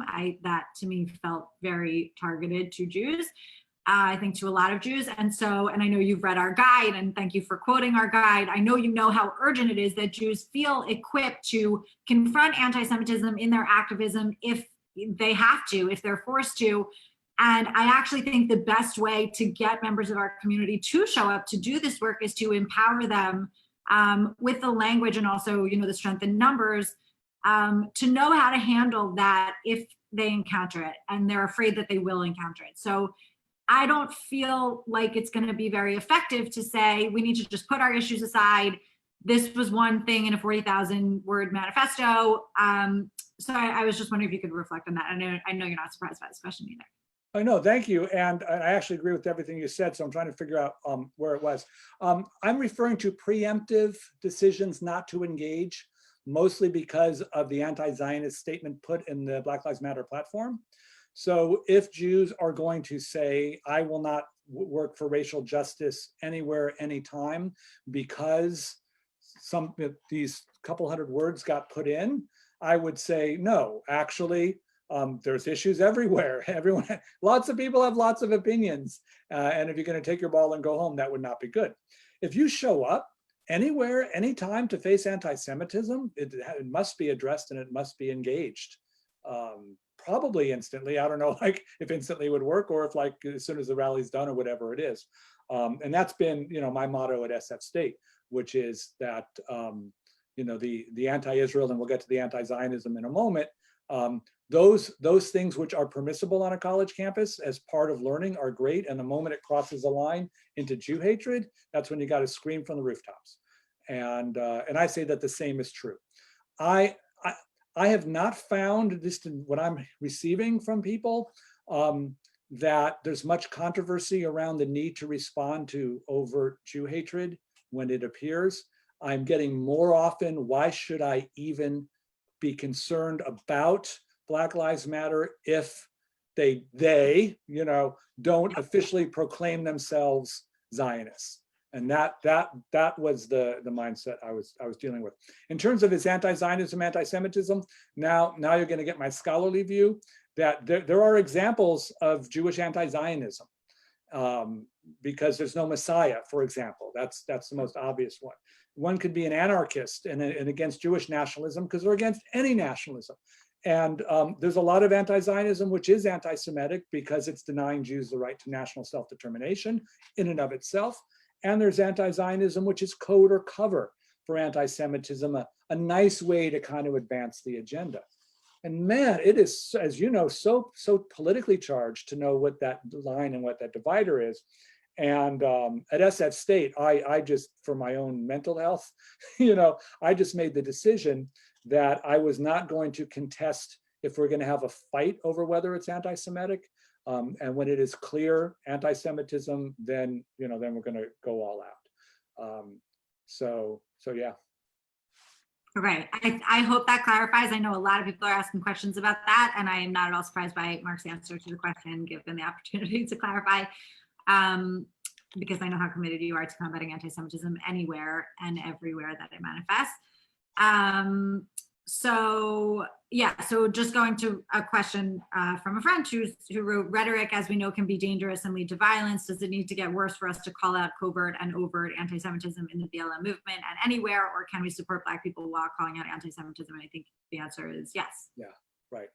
Yeah, and of course, there's just a whole lot of people in every community with all sorts of different views that ebb and flow, and we just got to keep our eyes on the prize, and of course watch the flank as we always do. I'll share. I'm going to not do it in too much detail because we are being recorded.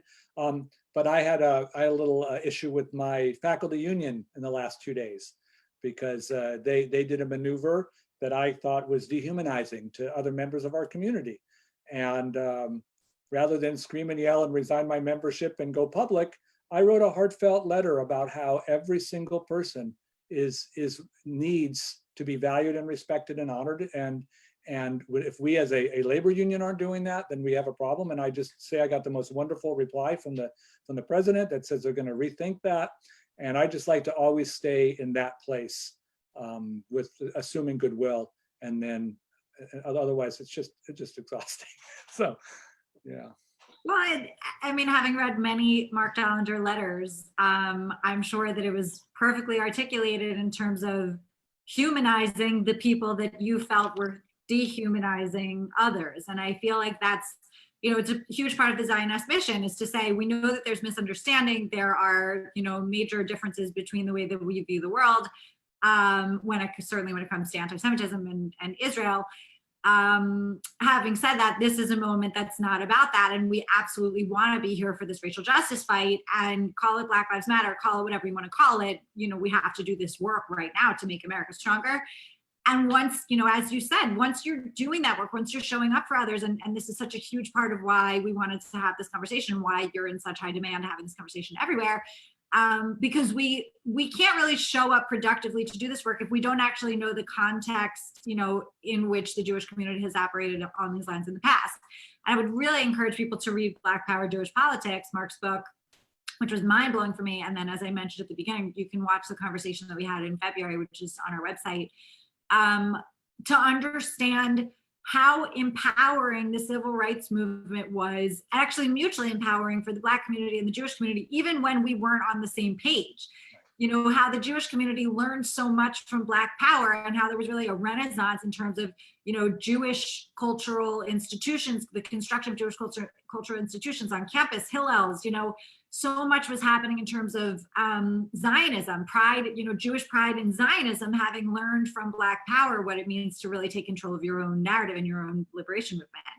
So I kind of just went on a big tangent, but I think it's really important for us to have the context, of our own history, because Marc has joked with me that I've stolen his line, as I think many people have, that, there's a narrative that we tell ourselves that's not actually totally consistent. And it's not at all to undermine, actually, this is a question I would ask you, it's not at all to undermine or downplay the Jewish commitment, I think, to the civil rights movement. I think it was sort of outsized given the size of our community. Jews were showing up at marches and rallies.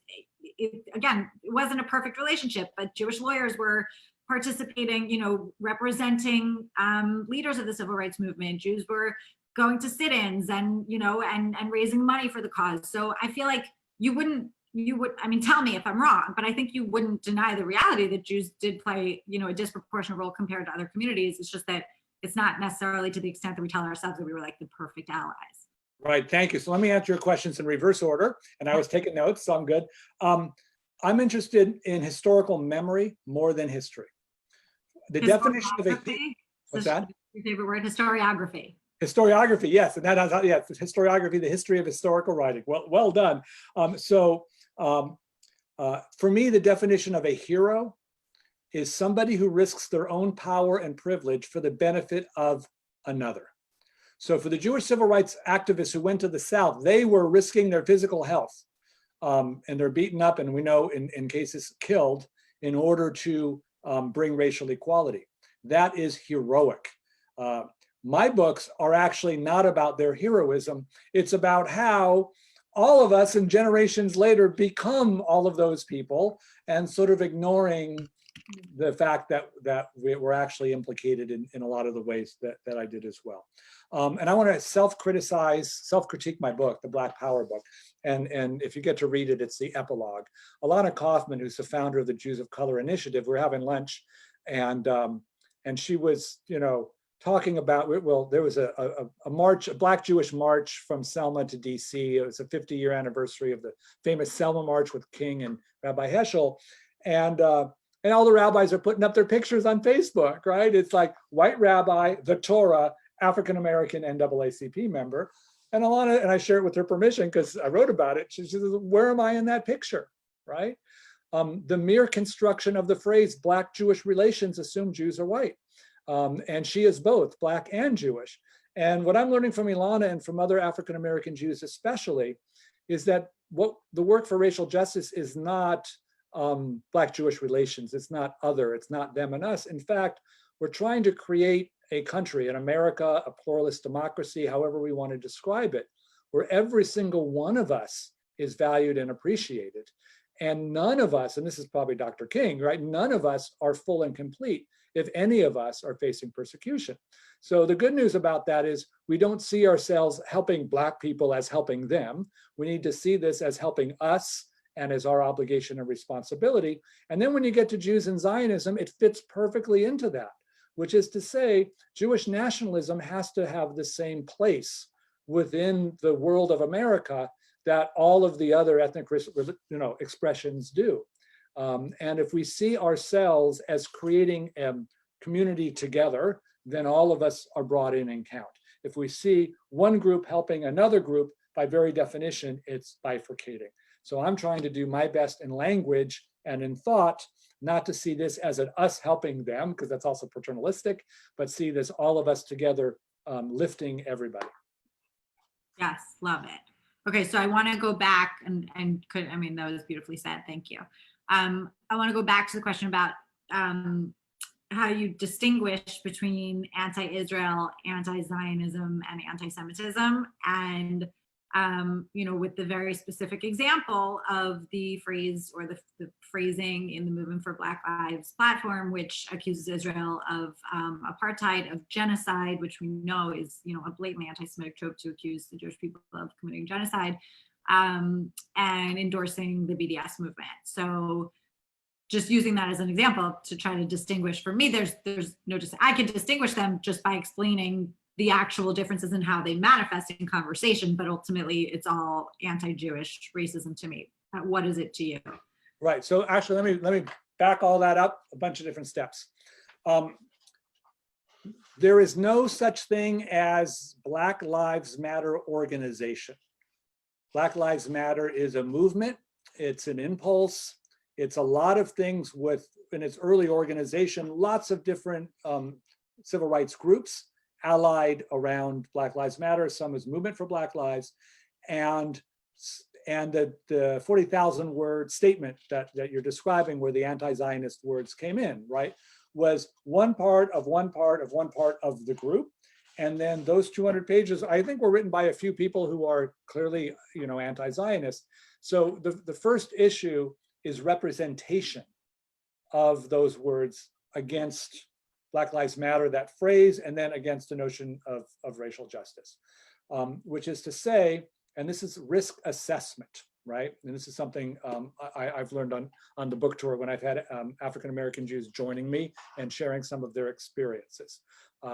And that is, what is the risk that a white Jewish person will suffer for the fact that some African-American anti-Zionists put that into a document, against what is the risk Black folk are going to suffer if we don't end police violence, right? So when you put those two side by side, one is a risk level that's very low, and the other is a risk level that's very high, however offensive that it is.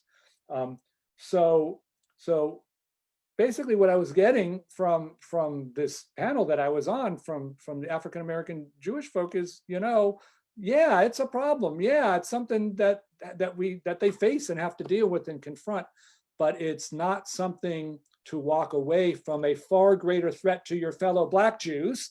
Like, well, we'll just make this an inter-Jewish thing. Are you willing to not protect Black Jews from racism because you're upset that there is a Black person out there that got this put into the statement, right? So in a certain way, even answering the question validates a construction of that, and it gives it power, actually. I'm trying not to give it power. I'm trying to deplatform things that are going to take us away. And I'll just, I'll go to my campus strategy, which is the greatest challenge I faced in the first years of SF State was calls from community leaders that was giving platform to the anti-Semites on campus. I'm saying, if you wouldn't scream and yell, then no one's going to listen, and we're going to deal with it as we deal with it as a university, and we're going to go and do that. So I am pained when a risk level of very, very low is getting elevated to the point that it is challenging our ability to be effective in a risk level which is much higher. Now, to answer you directly, accusing Jews of genocide is anti-Semitic. Yeah. Okay. Wait, I want to come back. Because I want to pursue this thought, and someone just commented something that I agree with, saying, why are you making it such an either or choice? We are showing up at BLM protests, but we are still very troubled by the BLM organization's anti-Semitism. And Marc just said, and he's right, it's BLM is really not an organization. It's more of a rallying cry. And that's something I think we should all just become very comfortable with, because it's important. And I don't think Marc is in any way trying to cover the anti-Semitism or endorse it, or certainly not endorse it, or even in any way suggest that it's okay. I know that you don't believe that it is. But I also wanted to say, like, I'm ready right now. I think everyone watching this, everyone certainly in the Zionist community is ready to stipulate right now. We are going to show up, and no, we will not abandon, our Black Jewish siblings or Black Americans who are not Jewish in this moment. However, this does exist and does make people really afraid. And I would say, and I know, you read, I wrote an op-ed about this, and I know you read it. I would say, we're talking so much in this moment about implicit bias and confronting implicit biases that exist as a result of our participation in American systems and institutions that, have had biases and racism ingrained since their inception. And I am very concerned, about, major cultural icons like Chelsea Handler sharing, Louis Farrakhan, and this is not a new thing, and major justice movements institutionalizing anti-Semitism to the extent that that becomes part of a national conversation in justice spaces, which we know has happened, which of course is the reason why Zionists exist, which is putting a new implicit bias in people's minds while they're fighting another implicit bias. And so, as you said, Marc, and I couldn't agree more, we need to be lifting everyone up, which means not replacing one bias with another bias, but actually fighting all forms of bias and bigotry. And I think the concern that people are raising is, that when we try to address that with not saying we're not going to engage, we are going to engage, we're very committed to engagement. But as soon as you say this needs to be addressed, people say you're not a real ally, you don't really care. So, how do you hold all of those pieces, and then to go to the actual words in the platform, which were expressly anti-Semitic. It sounds like we agree on that, not surprised, but then to go to the next part of the question. It's a question of trust and proximity and relationship, which is to say the more and longer white presenting Jews are engaged in the fight, and of course calling out anti-Semitism when they see it, of course, as they're fighting, then I think that's actually the pathway to humanize Zionists, to humanize Jews, and to demonstrate that no one is free and liberated until everybody is. And guess what? It works both ways. I just want folks to be really aware that the risk level and the threat level is very, very different between the anti-Zionism of some in Black Lives Matter against American racism in general. And those, I'm not an activist in this. I study it, but I'm studying the activists, and I'm trying to understand how they're responding. And what I'm getting is folks say, number one, we show up. We are in relationship, we earn and gain trust and respectability so that they understand that we're there. And when this stuff comes up, we're like, hey, here we are, guess what? This is actually contrary to the very notion of civil rights. And that's actually the way to bring the transformation, rather than sitting in the back and making the demand. There's a deeper issue of racial privilege. And this is that white people get to tell communities of color what to do or what not to do based upon the fact that they have the power to do and to say it. And sometimes there's a boomerang effect. So someone who isn't an anti-Zionist or isn't an anti-Semite, when they see that dynamic playing out, will rally in defense of communities of color, if for no other reason than to say, I am not going to give up my voice because somebody higher on the power structure is giving me an order. Because no one likes to see that done. So when we deal with one another with equity and with that, then we're all human. And I just have to believe at that fundamental level, the anti-Semitism's got to go. Sounds like an endorsement of Zionists to me. Showing up. Big fan. I'm a fan.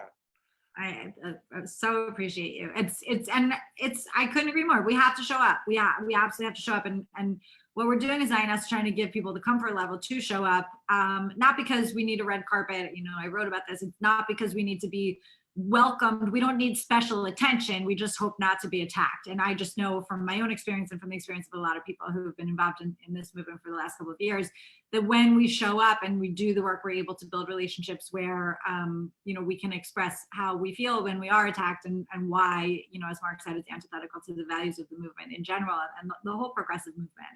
And I really think that's the only way we can be effective. And sitting home and pointing and saying, this is a reason why I'm not going to engage is, going to Martin Luther King's letter, the way it matters, even if you don't support what's happening, even if you watched the George Floyd video in horror, if you're not actively showing up to confront systems of oppression and do everything you can to dismantle them and to change the way that our institutions function, you're not doing enough. You're not doing enough. And it doesn't, showing up can be engaging in Zionist webinars, reading books, watching movies. It doesn't have to be, putting yourself in a march during global pandemic. It's really, I think actually the marches have died down, as far as I've seen. And so I think right now, sort of the performative allyship that we've seen on social media, et cetera, is going to be dying down. And the question is, will you commit to continuing that work, to your own understanding, to unlearning certain biases that you hold inevitably? And that's not an attack. We all hold them. We are a part of this country. So, I hope that people will continue to do that work and join Zionist. We're doing actually community conversations, which you can find on our website under events. We're doing small curated like racial justice community conversations, helping people really figure out how they can engage productively in their local communities with friends, and have these difficult conversations, and also get involved with direct action. So, okay, do you have time for a couple more questions, Marc? Yeah, but first I want to honor Zioness and you for a moment, and with empathy and parallel. All right, so I dove into my field because I'm interested in Jews as privileged and not privileged at the same time, and holding that. It's a tough place to sit. I picked San Francisco State University knowing it was the most anti-Semitic university in the country. And I'm here because I want to be in the middle of that moment to navigate. You, Amanda, when you created Zionist, did exactly that, to proclaim that you were going to be, was it unabashedly Zionist and unapologetically leftist, however that your slogan is, Oh my God. right? And that's a hard place to be in the American left, to proclaim yourself a Zionist, to be a woman, and to proclaim yourself a progressive, because you are instantly going to get back all that these questions are talking about on purpose, right? So I honor and respect the intentionality that goes in to holding all of those spaces together. And to do it in an activist way. I just write about it, right? And you're the ones who are actually making the decisions on what you want to do about it. So I'm fully all of what people are saying and where they're at. Yeah, to me that is a trailing indicator that we're all where we need to be in terms of living. Thank you for that. And I knew Marc when Zionist launched. She was one of the first people, I think, to really learn about it and to get involved in it. And so it's amazing, to see how far we've come with the San Francisco work and having done multiple events now with Zionist. And I was very privileged to speak to your class a few months ago, and it was really amazing to see, what Marc has been able to accomplish in being such a support system and mentor for Jewish students who are facing what they've been facing on SF State's campus since 1968 until very recently, until the settlement in this lawsuit, which was only a year ago. And I really just want to thank you, Marc, for everything that you do. I don't think there's any way to explain what you and your leadership have meant to Jewish students on that campus, and to be able to have been able to witness that. I wish everyone could know how much Marc does, because it really is fascinating to see you teach from this perspective, Marc. To hold the Jewish community accountable when you've done so much to protect Jews. It's amazing. You're amazing. Thank you. I appreciate that. Okay, so there's a couple more questions. Actually, so I don't know, this anti-Israel, anti-Zionism, anti-Semitism, I think everybody already knows how I feel about it. But yeah, I would like you to come back to it if you don't mind. Oh, sure. Anti-Israel is disagreeing with the political position of whoever's in power. And by the way, Wait, Is I that- gotta push back on that. It is? Anti-Israel is disagreeing with the political position? I was just about to say, and when I said that, I got a whole lot of pushback when I first gave my first lecture on that, because really what I'm trying to do is I'm trying to come up with some boundaries here in a university setting, which is to say, first, anyone has every right to criticize any Israeli politician for any policy they don't like anyone in any democratic country can. So if you would like to criticize Bibi because you criticize Bibi, go ahead and do it. You're not an anti-Semite for criticizing an Israeli policy, right? So we'll So say I think you're also not anti-Israel though. Criticizing Right. people is not anti-Israel. Right. So anti-Israeli policy, I'm just trying to create space on in a university environment to say, go ahead and debate Israeli policies. You're allowed to do that. You can Okay, say, but yeah. sorry, I just have to. So this, when someone says I'm anti-Israel, I don't see that person as being critical of actual government policies of the state of Israel. I see them calling Israel an apartheid state or saying it commits genocide. Right. That for me. So thank you. So we're just playing with words here because I'm just talking about what is for me acceptable and permitted and where the line. Okay. So the first thing that's cool. And just so you know, after I did this the first time, I put a little paragraph in my talk just to let everyone know that it's just like, go ahead and disagree with the policy position. This is what Israelis do, right? This is not a problem. And then let's actually do anti-Semitism on the other end first, then we'll go to anti-Zionism.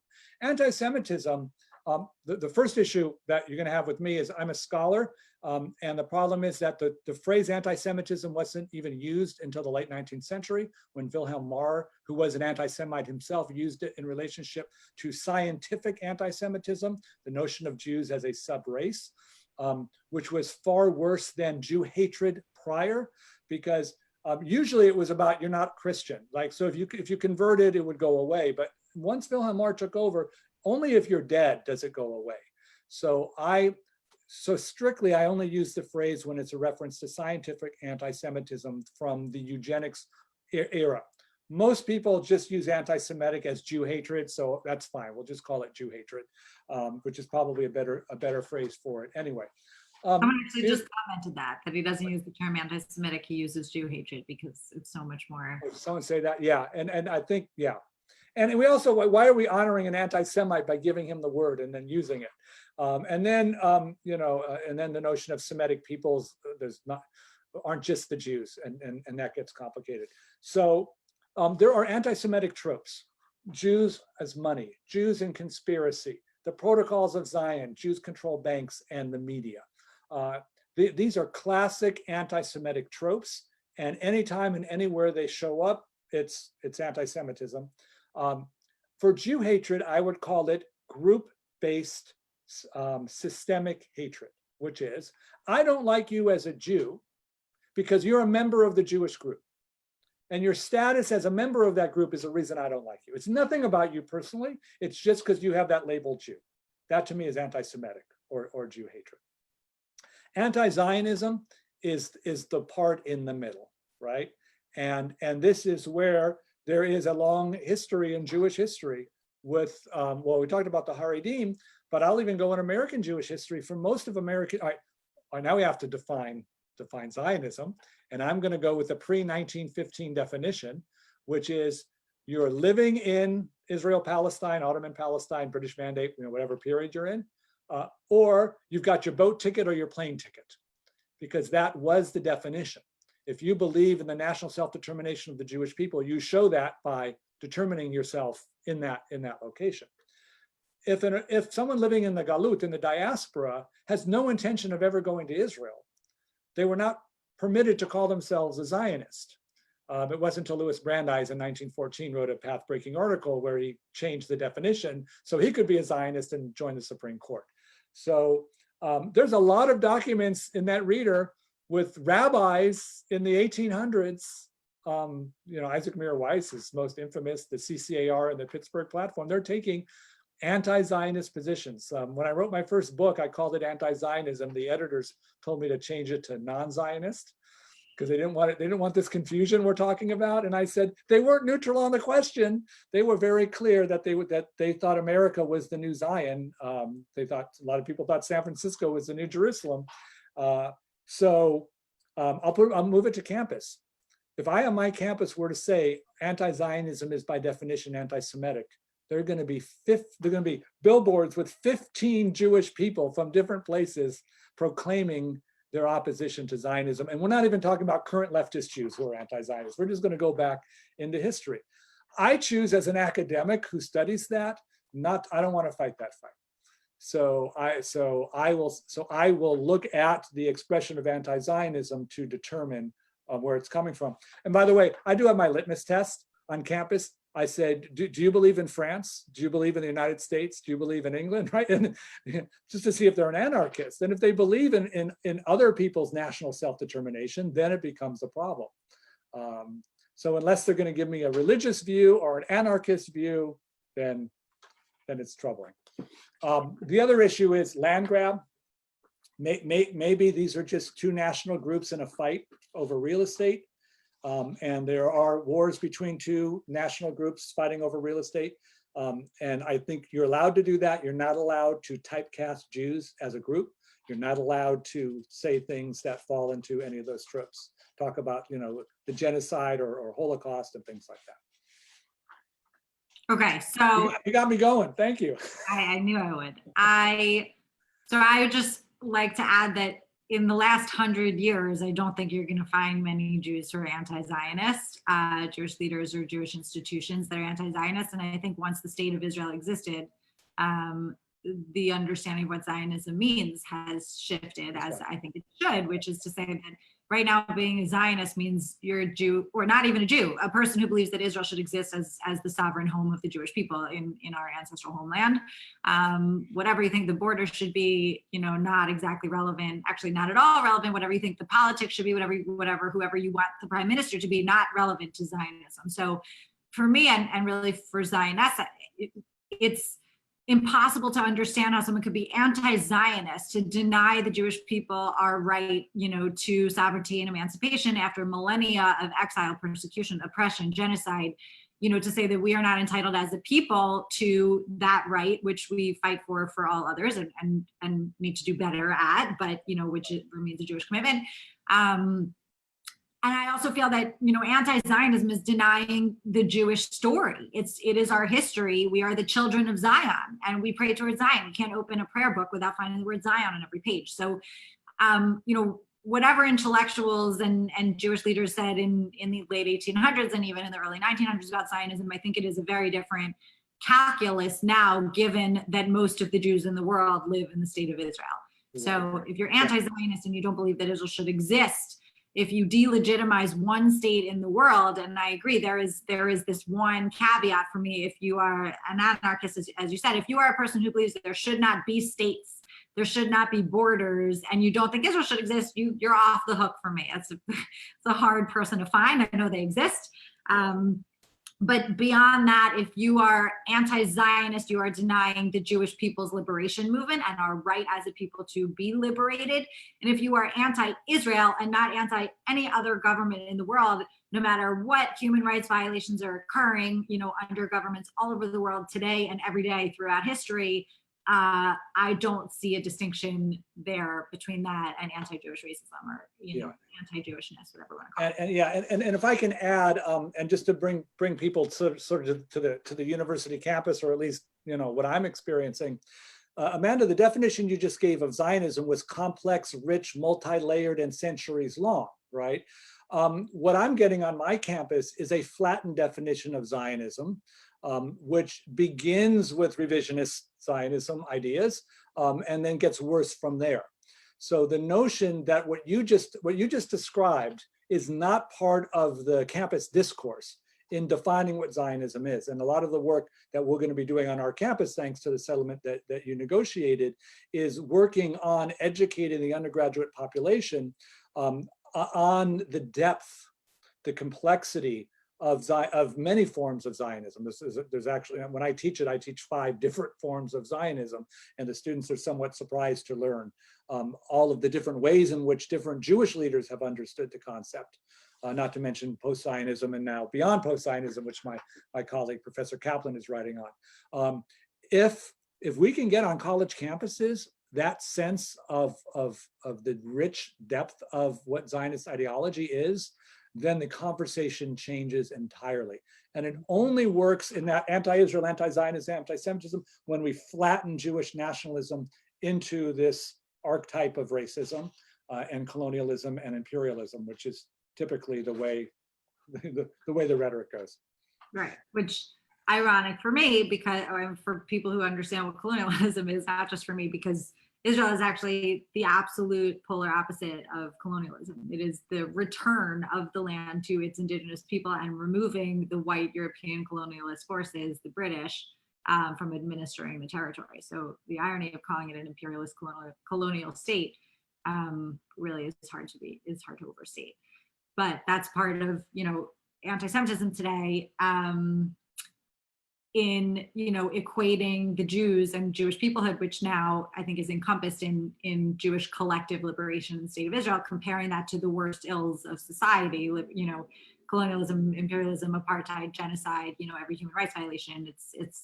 It's all become, Zionism has become wrapped up in that by people who either don't understand it, and are perpetuating anti-Semitic narratives or are anti-Semitic themselves. So this is a really hard question that I really don't want to ask, but I'm going to. And it's not your area of expertise. I'm just curious, and I'm going to give a little bit of a disclaimer, which is that Zionist does not take positions on Israeli policy or Palestinian policy. We believe in two states, but beyond that, we are about Zionism, Jewish liberation, which again has nothing to do with the politics and policies of the Israeli government. It's believing that there should be a sovereign Jewish state in the land of Israel, and beyond that, just as I am an American who hates everything that happens in today's American government, I am also a proud Zionist, no matter what I think of the current Israeli government. But I think it would be irresponsible not to ask this question because it came up. How do you think, Marc, that all of these conversations will change if Israel annexes 30% of the West Bank? I thank you for that question. I eagerly embrace the question. I've been thinking a lot about it, of course. In fact, I've been, my Rabbi Stacy Friedman, she has me give a lecture once a year on, I get all the controversial topics, and I was going to do Martin Luther King weekend in January a few years ago. And then she called and said, "You're actually going to do Trump and the Jews?" I said, "Why?" And she says, "Because inauguration is on a Friday, and 8 hours later when they come for Shabbos services, they're not going to listen to you on blacks and Jews." And then she said, "And don't piss anyone off," in order to express this. So then the next topic was going to be Trump and Bibi, right? Now I got to explain that. So I've been trying to think about this tension with Trump and Bibi and the strong support Trump has among some segments of American Jews, largely Orthodox, former Soviet Union, it fits into different segments. Israel represents secular nationalism in whatever form of Zionism one wants, right? Other than religious Zionism, clearly. American Jews were raised in pluralist democracy. What we're seeing is the clash between pluralist democracy and secular nationalism. And this is an inter-Jewish conflict. Because if you're a secular nationalist, and I'll tell you, the left in Israel is not anti-annexation as much as the left in America would like them to be, and there's not much strength, at least electorally, in the Israeli left. What is Israeli left?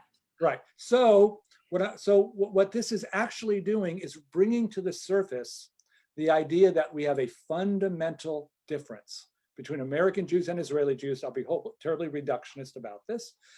And for the American Jews who are supporting annexation or territorial sovereignty, whatever they're calling it, they're placing nationalism first. And once you do that, it makes a lot of sense, right? What's happening, and certainly if you believe it's Judea and Samaria, it makes a lot of sense. If you believe in pluralist democracy and your concept of Judaism and Jewishness is progressive values, then annexation becomes hugely problematic. And for me, it shows the Americanness of Jewish progressive Zionists, because it's the Americanist part of them that's lifting and getting concerned about what Bibi might do this month.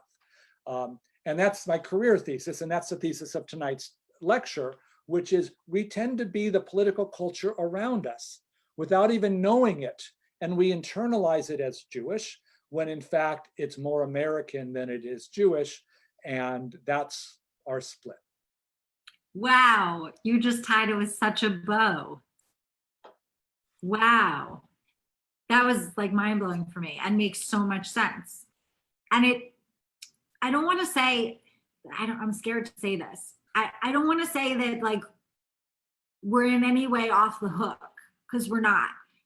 But we're definitely not. We weren't the allies that we say we were, that we think we were, that we want to be. And so we have an opportunity now to be those allies and to show up in ways that we didn't all do in the past. And I think there is actually a real like collective desire to engage productively and effectively in this moment.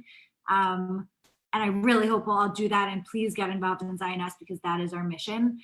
But at the same time, again, not that we're off the hook for it, but we assimilated in the same way that other groups assimilated. And I know this goes to the question of whiteness and whether Jews were exceptional. And you said that we are, but assimilation to America is a thing that happens, that I don't, it's a bad thing in the sense that, we didn't combat racism the way we wish we had, but is it, I don't know how to ask my question. Is it a good thing or is it a bad thing? How do you view it in terms of American Jews and Americanism, and how we address all of the complexities, not just of this moment, but of all of the challenges that we are sure to face moving forward? Do you feel like we should, in some ways, pull ourselves out of that, universalism into a sense, and focus a little bit more on Jewish particularism? Would that help bridge some of these divides within the Jewish community specifically? I don't know, I'm all over the place. Tell me what you think. We can't separate ourselves from the acculturation process. And the dangerous, threatening, and scary part, let's just take slavery back in the colonial and early national periods. It's not that they didn't want to support slavery, it's that they never imagined that they wouldn't support slavery, because it made perfect sense as a Jew to do that, because they had internalized that notion. It's a consciousness question. We can't know what we don't know because we're not thinking it, because we're inside ourselves living the American life we are. And it's only when you show up to the Zionist webinar and you start getting bombarded with all this conflicting stuff from what we thought our history was, that we realize it in a different way. As an historian, I'm not supposed to give a value judgment, good or bad, but I played around with it, and instead, I would aspire as Jews, now I'll speak as a Jew, I would aspire to break with the dominant political culture and be right about it. That's the hardest challenge. When have Jews broken from what everyone around them is doing and ended up doing the right thing as a consequence? There are people, who take brave stands and get a lot of heat for what they did, and years later we find out they were right. And Rabbi Heschel was all but excommunicated from his seminary. He's very popular now. He was not popular among rabbis when he did what he did. So that to me is heroic. So I don't know how in Zionist you would want to translate that, but you'd have to sort of say, how are we so captured and caught in our reality that we can't see beyond it, and then have somebody somehow get a window to break free? Like Kaepernick, when he first started kneeling for the national anthem years ago, and he got all that heat. Now he's a rock star, right? Because he went against, and he saw it was true, and he held tight. So I don't know what the parallel to that is, because that's a consciousness problem, but that would be the challenge and opportunity for Zionists to figure out how you break free of the bubble, right? The consciousness bubble. And be objective and look at the reality that we're living in almost in a vacuum. Yeah. Is that what you're saying? The Saturday night after Trump was elected on Saturday Night Live, a friend of mine just showed this to me. I'm sure I saw it, back in the day. They're showing all these people watching the returns by the hour, and then Trump is winning, and then when Trump won, all the white Saturday Night Live actors are they're pained, they're upset, they can't believe it. Oh my God, which is where I was, right? And there's two Black comedians who were there, and they were unfazed the whole night, right? And watching it 4 years later, they're actually predicting what happened 3 years later, because in their mindset, the idea, the whites were like, America's not racist. And they're like, burst out laughing. So I watched that and I said, these two guys, because of the Black experience in America, watched that political moment from outside the bubble that white liberals were, who were just couldn't believe we'd ever do this. And I look as a scholar for the people who are doing that now and trying to figure out who can break free of that and see the things that we can't see because we're just stuck, and then end up being right and end up being righteous too. That's also good. Yeah. We're certainly in that moment. I think for a lot of people watching Ahmaud Arbery, Breonna Taylor, and of course George Floyd was so shocking to so many white liberals, including Jews. And for, you know, our Black partners and friends, you know, my friends, when I was calling and saying, are you okay? How are you? They were not at all surprised because, you know, American racism is something that every Black person has, you know, had to deal with and struggle with and talk to their families about and you know, tell their loved ones how to make sure that they were safe and protected and how to handle encounters with police officers. And these are not things that that white people, Jewish or otherwise, really have had to think about. And, you know, as sort of a parting word from me, and then I'm gonna ask you, Marc, to just close however you'd like. I was talking to a friend who's also a Zionist activist at the beginning of this sort of new round of Black Lives Matter protests, you know, with George Floyd, et cetera. And she was telling me, she lives in Cincinnati, and she was telling me how there is a street in Cincinnati where there are a lot of Jewish institutions, synagogues, JCC, you know, lots of different Jewish organizations and institutions that are all housed on that street. And so, you know, by consequence, the street is always protected by a lot of police officers. And when the Jews walk down the street, it's also in an affluent area. And when the Jews are walking down the street, they're thanking the police officers for their service and for protecting the Jewish community, et cetera. And how Black people in Cincinnati will drive 30 minutes out of their way to not drive down that street that has the Jewish institutions in it because they don't want to be harassed or physically harmed by police. And so this is going to be a huge struggle, this moment, and in general, racial justice work for the Jewish community that demands that we look at, you know, institutionalized white supremacy in police forces and in security and in every institution in our country and society, given that Jews, as a consistently persecuted community, including now, I think there was a study that just came out recently that 50% of hate crimes in New York were against Jews, and they've been physical and lethal.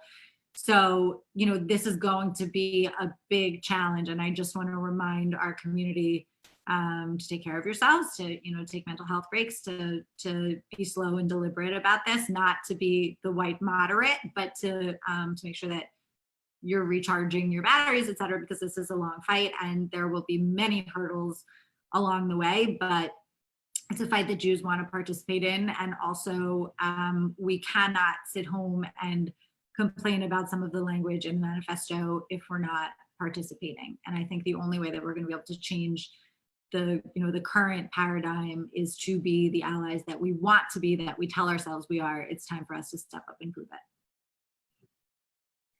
Fantastic. Anything? Yeah, well, I want to express appreciation to everybody for coming to this and for staying, and to you especially for inviting me, understanding what I was going to say because you knew. And that is that I just wrote this lecture about 3 weeks ago. And for the whole of my career, I never imagined ever writing a lecture like this because I knew that no one would take it. And if I ever gave it, they'd all tell their rabbi how terrible I was and then I'd never get a job again. And what I'm finding now is eagerness to sit with difficulty. And I wrote it that way. And I just want to appreciate everybody for their openness. And of course, I'm a white man in America, so I'm continuing to process my own stuff as we go. And this helps me too. So thank you. And I appreciate it. Thank you all. And thank you for sticking with us for a long, but I think really important and meaningful conversation. Thank you, Marc. Take care, everybody. Talk to you soon.